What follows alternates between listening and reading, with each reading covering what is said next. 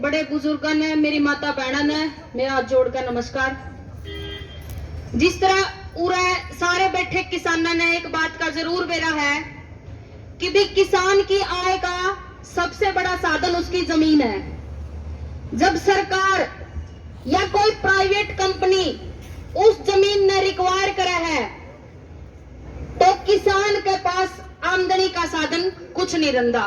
क्यों? क्योंकि ये सरकार, ये प्राइवेट कंपनी क्या करे है, अपनी जमीन लेकर और एक बार में सारा पैसा दे दे। और बड़ा किसान हुआ है, उसने न्यू नहीं बेरा हुंदा कि इस पैसा का यूज सही तरीका तक करोगा। तो उस पैसा का वो जो प्रयोग करा है वो मकान बनाने में, गन का लाइसेंस बनाने में, कार गाड़ी खरीदने में लगे है। वो पैसा खत्म होया पाछा फिर उसकी आजीविका का जो साधन है वो खत्म हो जाए, वो सड़का पे आ जाए, वो भीख मांगने पर मजबूर हो जाए। तो जो सरकार है, सरकार ने जिस भी किसान की जमीन ले रहा है उसको रॉयल सिस्टम के तहत, उस किसान को रॉयल सिस्टम के तहत उस जमीन से जब तक उस किसान का वंश चल रहा है उस तय आमदनी होनी चाहिए।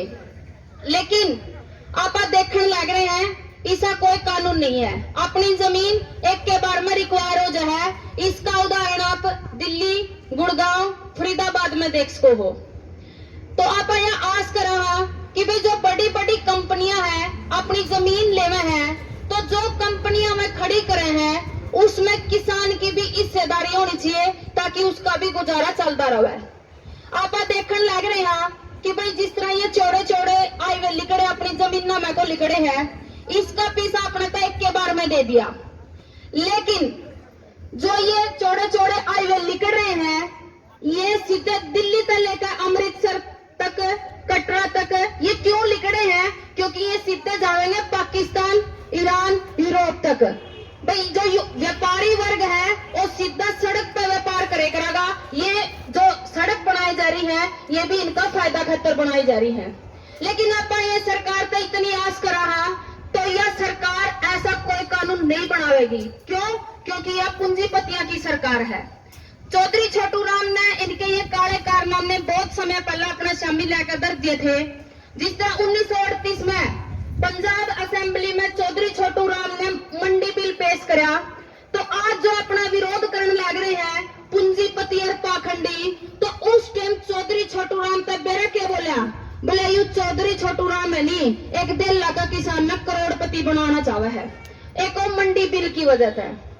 तो जिस टाइम चौधरी छोटू राम ने 4 गोल्डन बीज लेकर आए थे किसानों का हित खातिर, 4 गोल्डन बीज लेकर आए थे, तो आज जो अपना विरोध करने लग रहे हैं ये पूंजीपति और ये पाखंडी, उस टाइम चौधरी छोटू राम का विरोध करे करते, न्यू कहे करते ये तो काले कानून है। उन कानूनों ने, उन 4 गोल्डन बिल्स ने तो किसान था तो सुनारे बताया करा था, और जो ये पाखंडी है ये उसका खिलाफ नारेबाजी करा करते, मीटिंग पर मीटिंग करा करते कि ये कानून काले हैं। आज यह पूंजीपतियों की सरकार, चौधरी छोटू राम ने जो अपना खातिर कानून लेकर आए थे उनके खिलाफ ये काले कानून लेकर आए हैं। आज किसान मजदूर सड़कों पर बैठा या कहने लग रहे कि ये कानून काले हैं, और जो पूंजीपति और पाखंडी हैं वो इसके खिलाफ के कहने लग रहे हैं ये कानून सुनहरे हैं। तो फर्क समझो कड़ा रह गया, फर्क रह गया अपनी समझ में। जो अपने पूर्वज थे वो अपने पूर्वज थे तो उनने किसान नेता चुनिया, जात धर्म अक्षेत्र जात पात सारा सोता एक कर्नाधर का अपना किसान नेता चुनिया था। लेकिन आपा नौजवानों ने अपने पुरखों की एक बात नहीं मानी, क्योंकि अपने पुरख अक्सर यह बात कहे करते कि इन कच्चेदारियां तो बच कर रही हो। जिस दिन ये कच्चेदारी देश में आ गए तो देश ना आपस में लड़ाई बढ़ा देंगे और देश का नाश करेंगे, और उसका परिणाम आज अपना शामी है। तो अपनी समझ में अपना यू खोट होया है कि अपने धर्म का नाम पर पूंजीपतियों की जो सरकार है वो आपने चुननी है। तो जे आप इस आंदोलन ने जीतना चाहा तो जात धर्म का ऊपर उठकर आपने किसान बनकर, एक मजदूर बनकर लड़ना पड़ेगा। जे आप इस किसान आंदोलन की, मजदूर आंदोलन की जो सफलता चाहा, अब ये पूंजीपति है, इनने चौधरी छोटू राम वर्गे नेता नहीं बख्शे तो अपन क्या बख्शेंगे। चौधरी छोटू राम ने तो कुड़ कोई जमीन भी अपने तो वापस दुआई थी। अपने तो ये अपने दौरा जमीन है सिर्फ यह बचानी है, तो अपन एक्का बनाकर रखना पड़ेगा। जात धर्म क्षेत्र तक ऊपर उठ कर किसान मजदूरों का लड़ना पड़ेगा, यू एक्का अपन दिखाना पड़ेगा। दूसरी बात है भाई अपन होगा अपना देश का प्रधानमंत्री। भारत एक लोकतांत्रिक देश है और लोकतांत्रिक देश में अगर कोई भी सत्ता के पद पर है तो वो किसी पार्टी का नहीं रहता, बल्कि पूरा देश का प्रधानमंत्री बन जाए। तो आज आप देखने लग रहे हैं अपना देश का प्रधानमंत्री जगह जगह रैली काट का जगह जगह जाकर वोट मांगने लग रहा है। तो आप उसने देश का प्रधानमंत्री नहीं कह सकते, एक वो पार्टी विशेष का है, वो पार्टी नए बढ़ावा देवा है। जिस तरह आप देखो आप आज सड़क पर बैठे हैं, जो लोकतंत्र में है भाई आप अपनी आवाज सुनी जावे, लेकिन अपनी तो सुनी नहीं जा रही।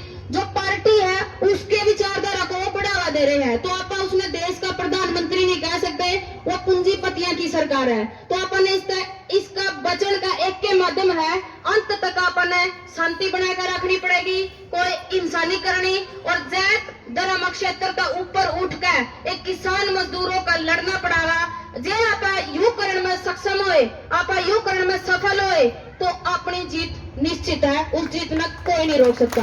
किसान मजदूर एकता जिंदाबाद।